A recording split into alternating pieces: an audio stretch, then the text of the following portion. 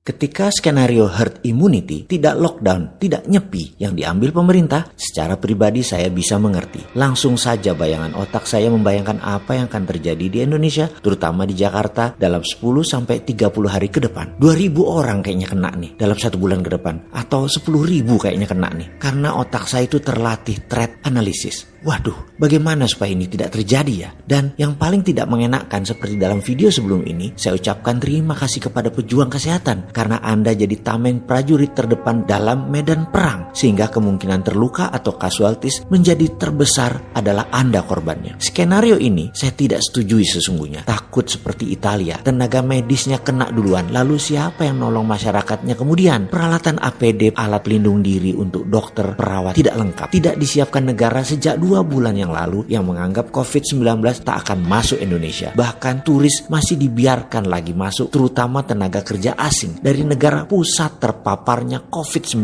ini. Entah cuek pemerintahnya, gak peduli pejabatnya, arogan sok tahu serba bisa pejabatnya, tetap bela mitranya, atau gak nyandak ilmu bela negara pertahanannya. Karena memang gak pada makan sekolahan geostrategi Lemhanas kali ya. Gak tahu juga saya. Pemilihan tidak lockdown sangat dipahami karena alasan ekonomi. Negara tidak punya dana, tidak punya daya, apapun lah boleh disebutkan. Walau sebenarnya ada solusinya, namun punya efek negatif. Bisa tidak populer. Kata tidak populer ternyata saat ini jauh lebih menakutkan dari COVID-19 ya. Oke, gak apa-apa juga. Kita tetap harus menginfokan ke masyarakat apa yang akan terjadi dengan skenario meniru Korea Selatan. Katanya, Korea Selatan dan Jepang kesadaran masyarakatnya tinggi sekali untuk self-lockdown, self-nyepi. Mereka gak usah dipagari tentara seperti di Wuhan atau di Italia. Kesadarannya tinggi, nyepi sendiri. Korea Selatan dan Jepang itu work from home juga sudah bisa diakses 90% penduduknya. Sementara di Indonesia, kalau di lockdown, nyepi, pedagang di pasar yang gerah lah, pedagang kaki lima di trotoar yang gak makan mereka. Saat ini pilihan sekali lagi tidak lockdown, tapi efek ekonomi jadi slowdownnya panjang. Sampai akhir tahun belum bisa lihat jelas. Dan ini banyak yang gerah, terutama para pejuang ekonominya. Karena siapa yang bayar gaji karyawan kami? Bagaimana omset bisnis kami? Bagi pengusaha, lockdown Jakarta nyepi 2 minggu, di mana bisa dilakukan skenario versi kombinasi ala Saudi dan Korea Selatan. Ini lebih menjanjikan karena corona lebih cepat teratasi. Walau pahit banget 2 minggu ini, bagi banyak orang kelas ekonomi C dan D yang merupakan 70% populasi, di sini peran pemerintah turun tangan ya harus. Kenapa? Karena bisa pakai BLT, bantuan tunai itu. Saya pastikan sekali lagi, nggak lebih besar dari masalah jiwasraya. Tapi oke lah, keputusan sudah diambil. Cara sekarang yang dipilih, cara Belanda, herd immunity. Singkatnya, pilihannya herd immunity ini akan memapar 70% sampai 80% penduduk. Sebagian akan imun sendiri, sebagian lagi terpapar hingga 2-3% penduduk secara bergantian dalam 6 bulan ke depan. Jadi sekitar 200 ribuan lah yang kena. Dan korban yang meninggal, walau alam, kita nggak bisa ngitung. Dalam negara yang health systemnya baik seperti Singapura, Korea Selatan, Jepang, mungkin rendah, di bawah 2% mortalitasnya atau tingkat kematiannya. Kalau di Indonesia, masuk kategori mana saya nggak tahu health systemnya di Indonesia ini. Tenaga medis dengan alat pelindung dari APD terbatas, sehingga karena memang 2 bulan yang lalu tidak disiapkan karena skenario bencana dan pertahanan negara tidak paham biosecurity perspektif. Karena yang paham tidak punya jabatan dan tidak ada akses ke pemerintahan. Jadi aja bicaranya lewat sosmed. Ekspresi kontribusi bela negara versi orang tak punya memiliki apa-apa. Ya begini nih, ke depan demi bangsa dan negara, Indonesia sekarang harus terbuka saja. Bagaimana kalau kita menyatakan diri minta bantuan internasional sebelum terlambat? Ayo kita buka diri. Pak SBY ketika tsunami Aceh langsung menyatakan tangan terbuka minta bantuan internasional. Kami perlu bantuan. Nggak usah malu-malu atau gengsi. Atas nama kemanusiaan, sebaiknya Indonesia buka diri minta bantuan WHO dan dunia. Segera sebelum terlambat. Kami tidak akan bilang tidak nasionalis. Ingat, humanity atau kemanusiaan itu di atas nasionalisme. Mau menolong sesama manusia itu tidak melihat agamanya, tidak melihat nasionalitasnya. Manusia ya manusia di mana aja sama. Mari kita buka diri, minta bantuan internasional daripada kayak Iran